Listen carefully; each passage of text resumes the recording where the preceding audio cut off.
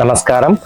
நம்ம நாச்சிமுத்து வெஸ்மாம்பலம் ஷாப்ல இப்போ பார்க்குற கலெக்ஷன்ஸ் 6 கஜம் புடவை, 6 கஜம் மதுரை சுங்குடி, ஒன் சைட் பார்டரில் நல்லா 120 கவுண்ட்ஸ் சாரீஸ் பார்க்குறோம்.